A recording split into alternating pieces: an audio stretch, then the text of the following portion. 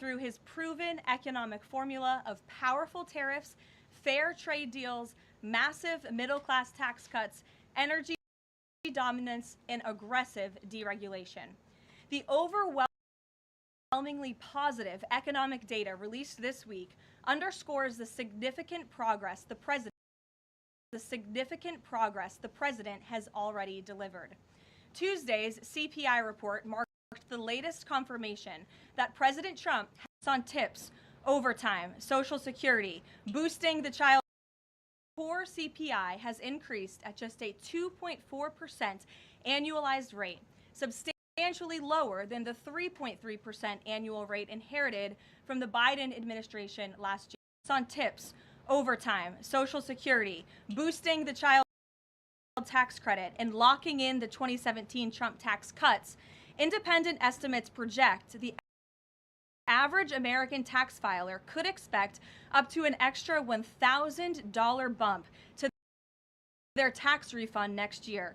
This is going to be a helpful boost to working families who are making.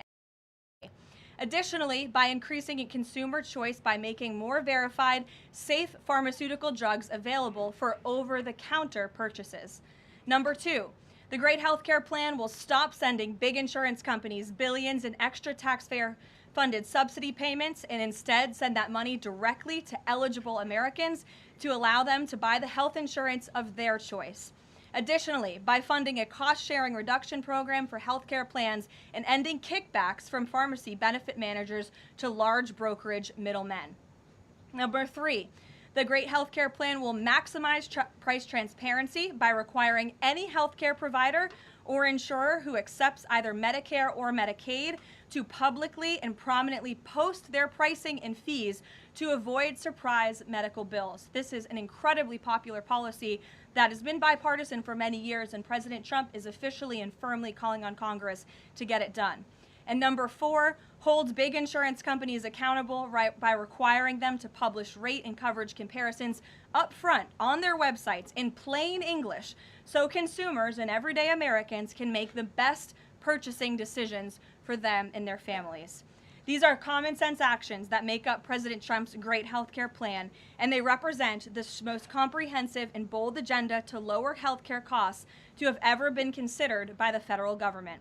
Congress should immediately take up President Trump's plan and pass it into law. For Americans watching at home, you can visit greathealthcare.gov right now for more information on the Great Healthcare Plan. And with that, we will open it up to questions. In our new media seat today, we have a familiar face, Riley Gaines. I'm surprised it took us a year to get you here, but I'm very happy to see you. I know you have a new podcast, The Riley Gaines Show. And so thank you. And you brought a beautiful baby and your lovely husband, too. So thank you so much for joining. And why don't you kick us off? Absolutely. Well, thank you. First and foremost, congratulations to you. Being a girl mom will change your life in the best way possible. So excited you get to shop all the pink and the frilly and the bows. I was in Washington, D.C. earlier this week for the Supreme Court case. There were 2 arguments that were heard surrounding sex-based rights and if it's constitutional for states to pass laws that ultimately protect those rights for women. If the Supreme Court rules as anticipated in favor of maintaining these sex-based rights, is the administration prepared to take action against the states? I believe at this point it's 23 states that don't have those protections for women? Absolutely. And as you know, Riley, the administration already has done so. We've taken action in a number of fronts against these states who are failing to uphold the president's executive orders and this administration's policy of simply protecting women in women's sports and in women's private spaces. We've gone to the mat with large universities in this country as well to try to fight for what's fair and what's just for women and girls across the country. So I know you were at the arguments. I listened to them myself as a woman and as a former athlete, and I think the president speaks on common sense on this issue, that women's sports and private spaces should be protected, and that there are 2 genders, there are 2 sexes. That is not something we should be afraid to say in this country. And I think, frankly, it was quite alarming to not only hear a couple of justices gravel over that basic, fundamental, biological fact that men and women are different but inherently equal, but we are certainly different, and women deserve such rights. We hope and expect that the Supreme Court will rule in the right way on this matter. Thank you. Gabe. Karoline, thank you very much. A lot to talk about. Sure. Isn't there always a lot to talk about? What can you share about the president's meeting with Maria Corina Machado? Is it underway? What can you share about that? And then also, the president said yesterday that Delcy Rodriguez was, quote, a terrific person. Does the president trust the remaining members of the Maduro regime? I will say, to your first question, the meeting was about to begin as I was stepping out of the Oval Office moments ago, so my understanding is that it's underway right now. I know the president was looking forward to this meeting, and he's was expecting it to be a good and positive discussion with Ms. Machado, who is really a remarkable and brave voice for many of the people of Venezuela. So the president looks forward to obviously talking to her about the realities on the ground in the country and what is taking place. As for Ms. Rodriguez, the president did speak with her directly this week. As you know, he revealed that to all of you yesterday. And Secretary Rubio and the administration have been in constant communication with Ms. Rodriguez and other members of the interim government in Venezuela. They have been extremely cooperative. They have thus far met all of the demands and requests of the United States and of the president. And I think you have all seen that play out. We obviously had a $500 million energy deal that was struck in large part because of the cooperation from Ms. Rodriguez. Venezuela and Ms. Rodriguez have also confirmed that they will be releasing political prisoners from Venezuela. There were 5 Americans who were recently released this week as well. So the president likes what he's seeing and will expect that cooperation to continue. And regarding the investigation into the leak that the president referenced yesterday, what is the administration's position on the Washington Post reporter? The Post has reported that she was told that she is not a target of the investigation. Does the administration believe she did anything wrong? And then also, what is the administration's position on the Pentagon Papers case from the 1970s that affirmed reporters' right to publish classified information under certain circumstances? Well, since this is an active investigation, I don't want to comment on it much more than what we did yesterday to obviously confirm the investigation, and I can confirm what the Attorney General stated and the President as well, which is that the individual, unfortunately a contractor at the Pentagon, chose to unlawfully leak classified and very serious information to this Washington Post reporter.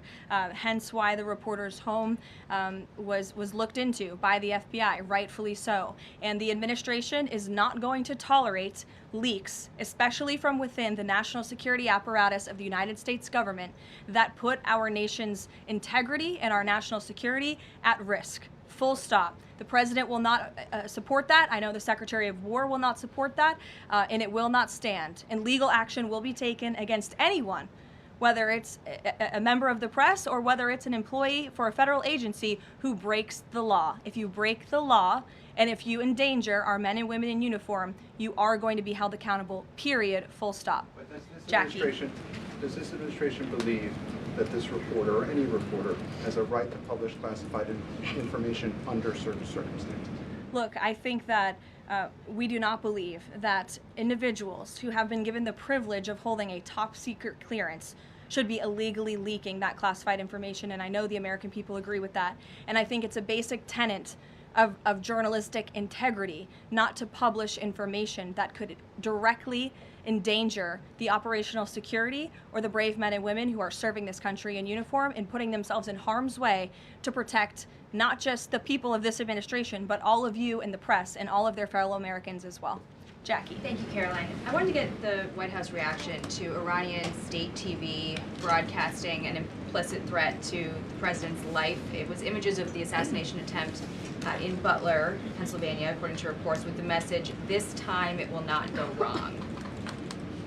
I have not seen that, to be honest with you, Jackie. We'll take a look, and I'll let the president and his national security team examine that footage to ensure its legitimacy. Again, I haven't seen it, so I can't comment on it. What I will say with respect to Iran is that the president and his team have communicated to the Iranian regime that if the killing continues, there will be grave consequences. And the president received a message, as he revealed to all of you and the whole world yesterday, that the killing and the executions will stop.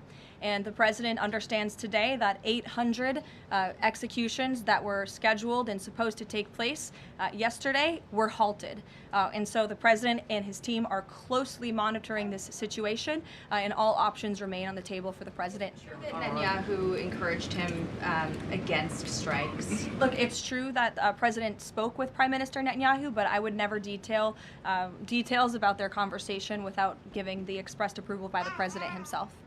Ouija. Thank you, Caroline. Is it still the president's assessment that it would be very hard for Ms. Machado to leave Venezuela because he says she lacks the respect and support in that country? And will he raise that with her today? I think the president's assessment that you just pointed out was based on realities on the ground. It was a realistic assessment based on what the president was reading and hearing from his advisors and national security team. And at this moment in time, his opinion on that matter has not changed. He has also said that he would like there to be elections in Venezuela when the time is right. That's right. Do you have any update on when that might be? And is he committed to a transition to democracy for Venezuela? Yes, and he is also committed to hopefully seeing elections in Venezuela one day, but I don't have an updated timetable for you today. Reagan in the back. Thanks, Caroline. I have a question for you on Minnesota and then also Venezuela. Sure. President Trump threatened invoking the Insurrection Act today in Truth Social post. I'm wondering what his tipping point is. Like, what would it take for him to invoke the Insurrection Act? Look, that's only a question, frankly, Reagan, the president can answer. But the Insurrection Act is a tool at the president's disposal. As you know, it has been used sparingly, but it has been used by previous presidents in American history.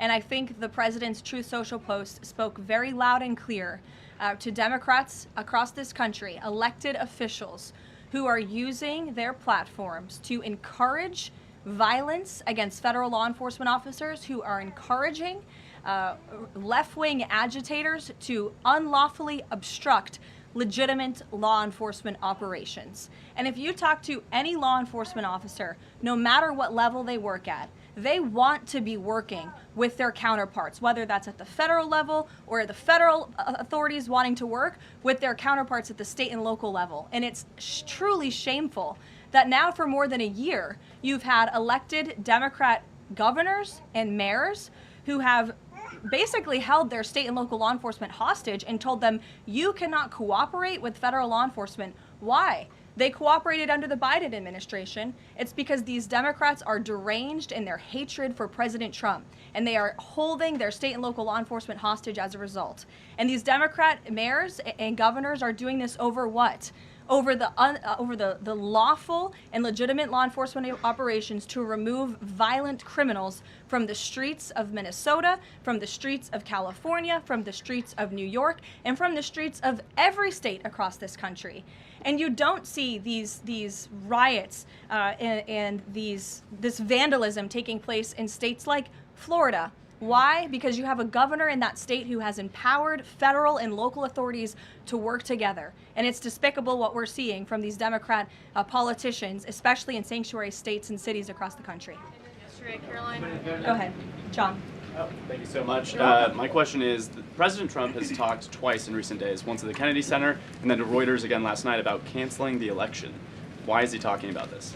I believe you're referring to the president's interview at Reuters last night.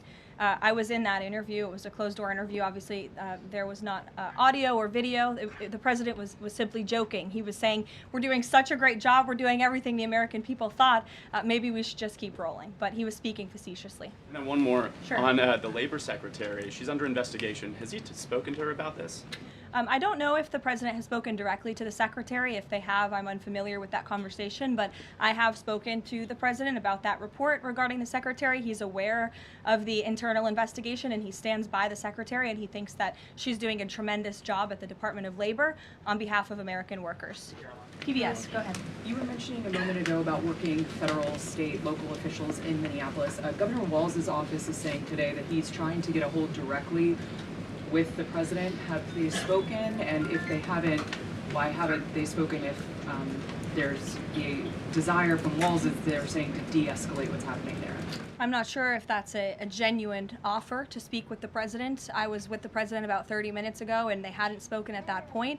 Look, the president is always willing to answer the phone when people pick up and call. When there was another tragic shooting many months ago in Governor Walz's state, he spoke directly with the governor. But I would ask that the governor stops inciting the harassment and illegal obstruction of law enforcement in his state. All ICE and federal law enforcement are trying to do are remove people like this off of the streets of Governor Walz's city in Minneapolis and of his state in Minnesota. If you look at some of the individuals in this photo, these are all illegal alien criminals who came into our country under the previous administration. This is some of the most disturbing crimes you will ever read about, and there's only a few reporters in this room who will actually talk about these individuals. This is all ICE is trying to do. They are trying to remove people like this from Governor Walz's state. And so yes, he should pick up the phone, and he should say that he will cooperate with this president and with the federal government in making Minnesota safer, because that's all President Trump and his administration want to do. Mary. Thanks, Caroline. The president says he wants money to go directly to Americans so they can buy their own insurance. How exactly would this work? And can the president assure Americans that this will be enough to cover their health care costs? So this is the second principle in the president's health care plan, lowering insurance premiums specifically and ensuring that that money is going directly back to the American people and cutting the kickbacks that then raise those premiums. So this plan, once put into legislative text and passed by Congress and sent to the president's desk, will stop sending big insurance companies billions of an extra taxpayer-funded subsidy payments and instead send that money directly to eligible Americans to allow them to buy the health insurance of their choice through, you may have heard it be referred to as health savings accounts. Whether that ends up being the actual name of such accounts, we'll have to see. Again, Congress and the White House are going to work together to put this plan into action. And then secondly, the Great Healthcare Plan will fund a cost-sharing reduction program for healthcare plans, which will save taxpayers at least $36 billion and reduce the most common Obamacare plan premiums by over 10%, and that's according to the Congressional Budget Office. But 20 million Americans in recent weeks have seen their health care costs soar. Can he assure them that if this plan is put in place, that they will be able to cover those costs? If this plan is put in place, every single American who has health care in the United States will see lower costs as a result. They will see more transparency. All of these proposals that are within the Great Healthcare Plan are incredibly popular with the American people, and they will impact everyone, not just a small fraction of those who are within the healthcare marketplace, but every single American will continue to see their costs go down. And I will note that they already are with respect to prescription drug prices. When you look at what the president has done with most favored nations, you've seen these big pharmaceutical companies in the Oval Office saying that this president and his team were nonstop, around the clock, pressuring us and negotiating with us to lower the cost of prescription drugs for Americans. And we are already seeing that to the tune, in some cases, of more than 500%. And that Trump RX website is something that the administration will be formally not launching very soon, so Americans will have access to those lower costs of drugs. Josh. Thank you. The president has called on credit card companies to lower the cap rate to 10% effective the 20th next week. If they don't do that, what's his what'll he do? What's the threat? Well, tariffs? No, I'm just kidding. The president certainly has an expectation, Josh, that the credit card companies will do this, just as he did with the pharmaceutical companies, that they will lower costs for American consumers. I don't have a specific consequence to outline for you, but certainly this is an expectation and, frankly, a demand that the president has made. And can you give us an update on the Fed? Sorry. There was some reporting from, I think, Fox Business that Rick Reeder had an interview this week scheduled. The president's indicated he's already made a selection, or at least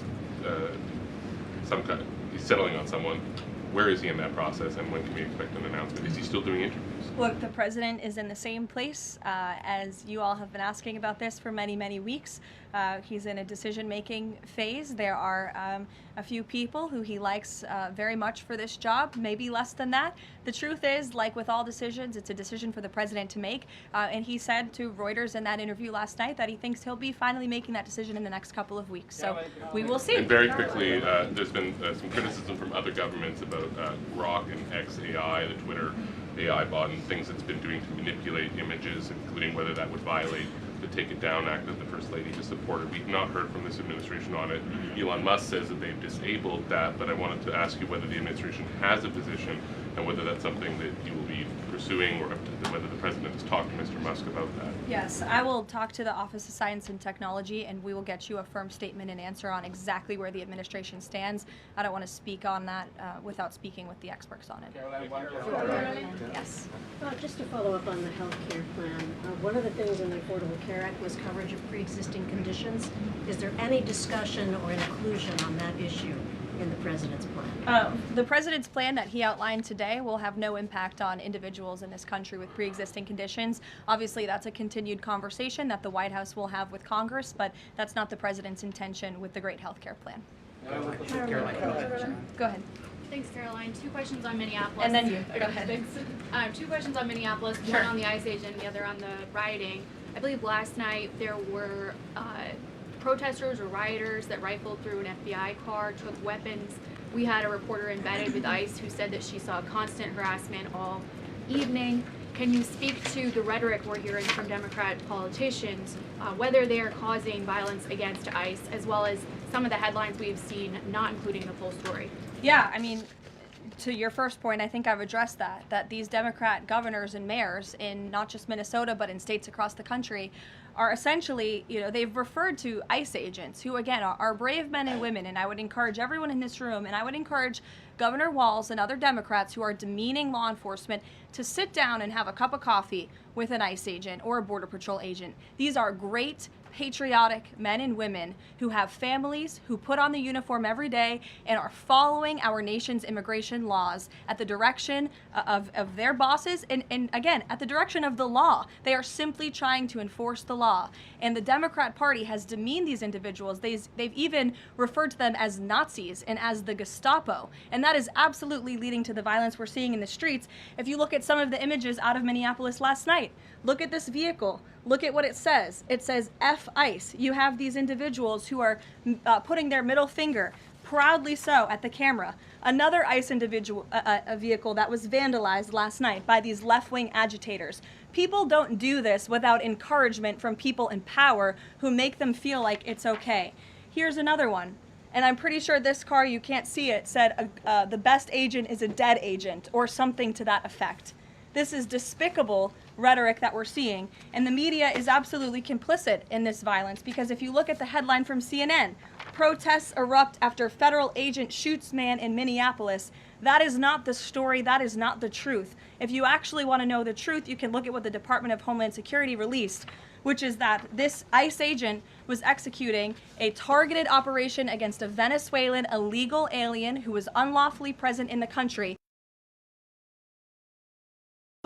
And when this ICE agent tried to detain the individual, 3 more of his comrades came rushing out of a house and started ambushing and attacking the ICE agent. They used a shovel or a broom to smash his face in. And so yes, that agent had to use self-defense and take up his weapon to protect his own life. That is what's happening on the streets of Minneapolis. That's what's happening on the streets, unfortunately, of these Democrat-run cities and states where you have elected officials who are encouraging such violence against our brave men and women in law enforcement. Thank you, Caroline. 2 questions. First, a follow-up on one of my colleagues who asked you about the president's interview with Reuters. You said that he was joking about canceling the elections, but Americans for generations have fought and died for democracy, for this democracy. Are you saying that the president finds the idea of canceling elections funny? Andrew, were you in the room? No, you weren't. I was in the room. I heard the conversation. And only someone like you would take that so seriously and pose it as a question in that way. Second, Caroline, next Thank you, Caroline. Senator Elizabeth Warren said that the president called her earlier this week to discuss caps on credit card interest rates. I'm curious, would the president work with her and other Democrats in Congress on a legislative fix to this issue? I think the president would work in good faith with anyone in Congress for a good legislative fix that would benefit the American people. And that's precisely why he called Senator Warren earlier this week on that matter. Thanks, Caroline. Earlier you were just defending ICE agents generally, and earlier on Secretary Noem spoke to the media, and she said, among other things, that they are doing everything correctly. 32 people died in ICE custody last year. 170 US citizens were detained by ICE, and Renee Good was shot in the head and killed by an ICE agent. How does that equate to them doing everything correctly? Why was Renee Good unfortunately and tragically killed? Are you asking me my Yeah. opinion? Because an ICE agent acted recklessly and killed her unjustifiably. Oh, okay. So you're a biased reporter with a left-wing opinion. What do you want me to do? Yeah, because you're a left-wing hack. You're not a reporter. You're posing in this room as a journalist, and it's so clear by the premise of your question. And you and the people in the media who have such biases but fake like you're a journalist, you shouldn't even be sitting in that seat. But you're pretending like you're a journalist, but you're a left-wing activist. And the question that you just raised and your answer proves your bias. You should be reporting on the facts. You should be reporting on the cases. Do you have the numbers of how many American citizens were killed at the hands of illegal aliens who ICE is trying to remove from this country? I bet you don't. I bet you didn't even read up on those stories. I bet you never even read about Laken Riley or Jocelyn Nungray or all of the innocent Americans who were killed at the hands of illegal aliens in this country. And the brave men and women of ICE are doing everything in their power to remove those heinous individuals and make our communities safer. And shame on people like you in the media who have a crooked view and have a biased view and pretend like you're a real honest journalist. Kelly. Two quick questions on Iran. I wanted to ask first, just if you can say, how close was the president to potentially launching strikes last night, and was it the Gulf states that convinced him not to do that, as some of the region there have said? Well, look, Kelly, I know there's been a lot of speculation in the media about what the president is going to do at any given moment or any given night. And I would say a lot of these stories, to be honest with you, I've been reading them, and they've been based on anonymous sources who are pretending or guessing to know the president's thinking. The truth is, only President Trump knows what he's going to do, and a very, very small team of advisors are read into his thinking on that. And as I just told you, he continues to closely monitor the situation on the ground in Iran. And as we saw yesterday, he had heard that the killings and executions would stop, and we have seen 800 people, their lives have been spared as a result of that. The president continues to closely monitor, but also keep all of his options on the table.